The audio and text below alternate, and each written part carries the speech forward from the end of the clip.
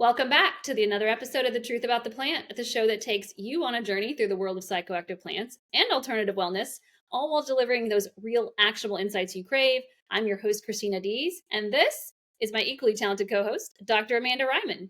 And Dr. Ryman, you get the honors of telling everyone why we're here, why we show up, why we do this podcast, this web series. Well, it's fun. It is fun. That's one reason. But another reason is that we're fun. We're fun to hang out with, just in general. You knew us. So we do this podcast because it can be really hard to find good evidence-based information about cannabis on the internet. A lot of people have opinions about cannabis and they're not afraid to share them. At the same time, a lot of social media channels censor cannabis content, even educational content. So you may go online with a really good question about cannabis, one that could impact your health, your safety, your environment, those you love. You Google it and you get 100 different responses. And many times those responses completely contradict each other. And all of them are written by people who claim to be experts. So what do? Well, that's where we come in. We are here to give you science-backed, evidence-informed information about cannabis to answer all your most pressing cannabis questions. And because we know that you are busy people out there, we are giving you this information in 15 minutes or less. So you can get what you need and get on with your day, knowing you know the truth. Think of us as your kick-ass granddaughters or your really cool aunties, the women in your life who would never lie to you and will always give it to you straight. And you know what else? We try to bring interesting topics. We try to come up with new, exciting things that are going on in the world that you want to hear about. And this week, we're diving into a question that's as green as it gets, literally. So, how can cannabis consumers help fight climate change? Well, with the recent devastating fires in LA on our minds, it's clear that the planet needs to step up. So, from eco friendly cannabis choices to sustainable practices, we're sparking a conversation on how our habits can make a difference. So, grab your reusable mug, settle in, and let's explore how being a conscious cannabis consumer can help heal the earth. So, Dr. Ryman, we've been devastated to watch the fires going on in Los Angeles. I'm sure you know someone, as I know a lot of people that are there that have been evacuated. It's very sad to watch. So, I know you used to live in a high fire area in California and you've witnessed a few of these yourself. How are you doing? We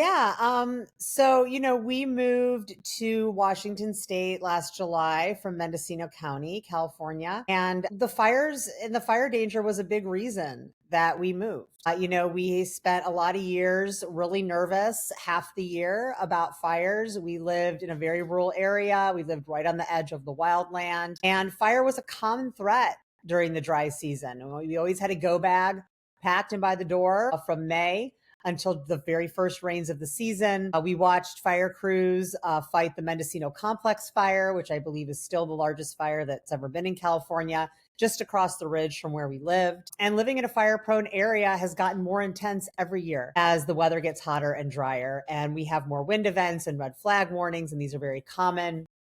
It just feels like such a huge and fast growing problem, even though we've known about issues and what was coming related to climate change for quite some time.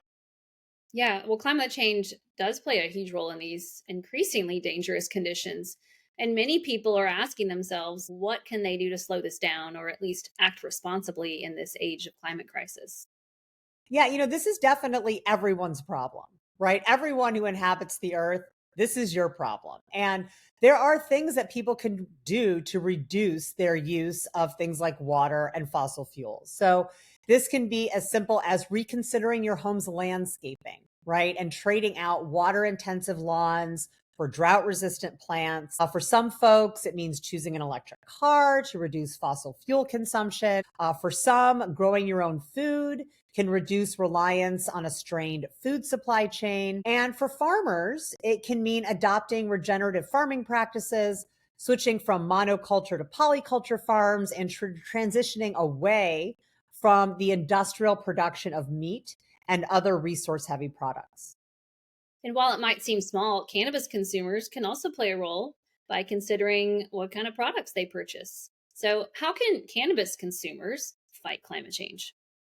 So that's a really great question. And we hope that everybody who's out there pays attention and thinks about just one small thing they can do from the things that we're going to list, because you may not be able to do a bunch of big things. But if everybody does a few small things, it really adds up. And it is these everyday practices that we need people to get used to and to start thinking about if we're going to address the way that our climate is changing. So cannabis is a very resource heavy product. It may be a plant, right?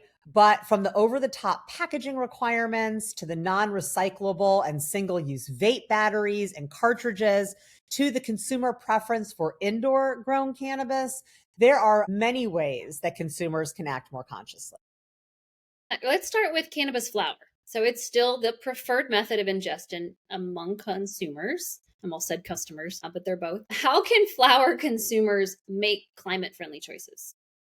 So this really all comes down to the method used to grow the flower. So let's go from worst to best. Okay. On the resource intensive side, we have indoor cannabis production. Now, there has been some movement towards more eco friendly lighting like LED lighting. But on average, a 22,000 square foot indoor grow uses the energy equivalent of almost 300 houses worth of energy annually, right? So that's 22,000 square feet, which in California is a medium cultivation license, almost 300 houses worth of energy in a year. And this doesn't include just lighting. But when you are growing indoors, you need to control the environment completely, which means you have to have a machine to circulate the air. You have to have a machine to heat and cool the air. You have to have a machine to control the humidity. And all of this really adds up to be a very energy intensive process. So moving down the line, next we have mixed light production, which uses a combination of natural light and artificial light. So depending on this ratio, these grows consume between 15 and 82 houses worth of energy annually. So on the high side, you have somebody that grows and uses supplemental lighting continuously throughout the plant's life cycle. So they may have a vegetative room where they're running lights 24 hours a day. And then they may have a flowering room where they're using some supplemental light, but also some natural light. And then you also have people that maybe use less supplemental light, which is maybe just using lights during the vegetative period at certain times. But other than that, using complete natural light. So there's a lot of variability within mixed light, but basically they're still using some electricity in order to run the lights in order to control the environment. Now, the most energy efficient method of all is pure outdoor sun grown cannabis. So, unsurprisingly, this method uses no supplemental energy, only the natural sun, wind, and air. So, if we really want to get into the weeds, among sun grown farming practices, the most climate conscious methods include regenerative cultivation, which actually improves the quality of the earth as you are growing. So, year after year, the earth is actually healing itself and coming back to life. Whereas traditional farming practices like industrial farming actually strip the earth of things like nutrients and its natural ecosystem when it's being farmed on. The use of natural pest management, so no pesticides, using things like beneficial insects and companion planting instead of chemicals, and polyculture, which is planting more than one type of plant in a cultivation area. So if flower consumers, if you're out there and you're like, well, yeah, I mean, duh, like that's the kind of farm I want to choose flower from. I want some place that's not using energy, that is making the earth better, that is utilizing non-chemical methods of pest control. There are certifications you can look for. Things like Clean Green, Sun and Earth, and Dem Pure are all certifications for farms that are using these very environmentally friendly cultivation. Yeah, I've always preferred sun grown cannabis because I like the variety and taste and smell. And I prefer cannabis flower grown like organic fruits and veggies that I get at the farmer's market. Now, even though flour is the most popular product, vapes and edibles are gaining popularity. Right behind that, what does climate consciousness mean when it comes to these products?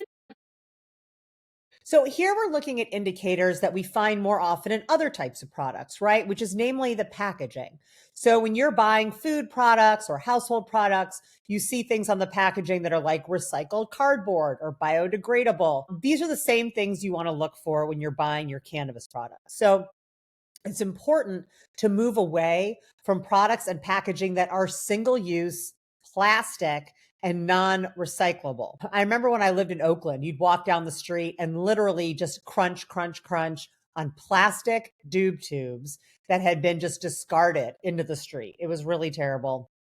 So for vape products, this looks like avoiding single use batteries. So vape pens, you just use once and then you're basically throwing it away. Non-refillable vape cartridges. So again, you use it till it's empty and then you just throw it away. So we really want a vape pen that is reusable, where you can use it again and again and just charge it. And if possible, finding a vape cartridge that is refillable so that you can refill it, or finding a vape device that doesn't require a cartridge at all. So they have these dab pens, they have full flower vaporizers that are handheld, where you're just putting the oil or the flower directly into the vaporizer and you don't need the cartridge. So really avoiding these single-use batteries, these single-use cartridges when it comes to vape pens. For edibles, it's avoiding plastic, non-recyclable packaging. So I live in Washington. They make things much worse here. Edibles, not only is it like 10 milligrams per dose, 10 pieces max per packet, or 10 pieces per package, or 100 milligrams max per package, each individual edible piece in the package has to also be wrapped. So you have the bag that it comes in, which is usually plastic, and then each piece within the bag is wrapped in additional plastic. So when I lived in California and we were drafting Prop 64, this came up, right? I used to call it the Starburst model because when you open Starburst, each individual Starburst is individually wrapped. And we fought against doing that because it created so much additional waste. So if you're in a state that requires it, there's nothing you can really do about it. But just being aware that you want to look for recyclable packaging when it comes to your edibles. Even pre-rolls, as I mentioned, fit in here with plastic doob tubes. So look for pre-rolls that are packaged in cardboard or glass, which also goes for flour, because not only are those items recyclable, but glass flour jars actually can easily be repurposed. So that's something that you can use for other things like keeping safety pins or push pins on your desk or pens or something like that. So you really want to try to use the jar and get a glass jar. Now, what I would love to see in the future, and who knows if we'll ever see this, but I'd love to see a day where you can bring your own bag to the grocery store, right? Where you can bring your own receptacle to the dispensary and then they'll put the weed in your own receptacle so that you don't have to amass this huge collection of jars and you can just use the same jar every time you go to the dispensary. I'm hoping to that we'll maybe move towards that sometime in the future. Yeah, I know there's some dispensaries that do recycling programs, not very many that I've seen, but a few. And so maybe that's an option as well. Look for dispensaries that are doing sustainable practices or offering them. And then also, it sounds like manufacturers as well. So looking for manufacturers that are doing their absolute best, whether it could be in giving a portion of the proceeds to an eco-sustainable project. I don't know about any of those specifically. I really want to hope, like you said, that that is the future and more of this happens. So all of those are great suggestions. One last question. How does the supply chain itself fit in here? Well, this is where buying as local as possible comes in. Now, I understand that this may be difficult for people that live far away from any kind of cultivation or manufacturing or distribution. I know in California, there are large swaths of the state that have no cannabis industry at all. So people that are ordering online or have to drive far in order to get to a dispensary, but when possible, buy local. This really reduces the distance that the product has to travel to get to you. So if you are buying from a product that's made 3 miles away, that product only had to travel 3 miles away to get to you versus purchasing a product that was produced 50 miles away and had to travel 50 miles in order to get to you. So really prioritizing the purchase of local products. And this goes to dispensaries as well. Dispensaries should really highlight and also try to stock local products. When I lived in Ukiah, Plant Shop, which is a great dispensary up there. They really prided themselves on having flower that was all sourced locally. So not only were you supporting local farmers, but the product had not very far to travel in order to get from the garden to the dispensary. And that really reduces the fossil fuels associated with transportation. Um, and of course, the last thing, the best, the most environmentally conscious way to consume cannabis is to grow or make the products yourself. And even if that means having a small indoor grow tent, you are eliminating the packaging because you can put it in your own jars. You're eliminating the fuel that it takes to transport those products. And your one little grow tent is going to take up a lot less energy, use a lot less energy than a large industrial grow. So the number one ideal would be to grow your own cannabis outdoors and then make your own edibles and oils from it. If this is not available to you because of space or law or your ability, then find someone in your area that can work with you who wants to grow and share products. When I moved to Washington, my dog was on a very specific tincture that we had in California, and we were not able to find a tincture like that here in Washington. So we found a local person who makes tinctures, and she was able to make it for him. And so now we get it locally. It's locally sourced ingredients. She grows her products outdoors. She makes them in her home. So really, at the end of the day, making your own products, growing your own cannabis is the way to be the most environmentally conscious consumer. But if you're not able to do that, then really think about the method by which the flower is being grown that you are purchasing, especially if you're someone who's already considers themselves environmentally conscious. If you take effort in other areas of your life to reduce your footprint on the earth, this should be no different. This should just be another area where if you're thinking, well, I'm going to buy from a farmer's market, I'm going to buy organic, I'm going to walk instead of drive, or I'm going to take public transportation, or I'm going to make sure that I turn off the light when I leave a room, or I'm going to have drought resistant plants in my yard instead of a lawn. When you go to the dispensary, think to yourself, I'm going to buy sun-grown cannabis instead of something that was grown indoors. And if you have laws in your area that are preventing you from really taking advantage of environmentally conscious cannabis or growing your own, work to change them. Yeah, work to change them. Climate change can feel so overwhelming, and it's hard to imagine just like one person and how one person can impact it, while just one person can't. So it's going to take all of us doing little things every day in order to do that. And as for cannabis consumers, you provided a lot of steps that they can take. So thank you.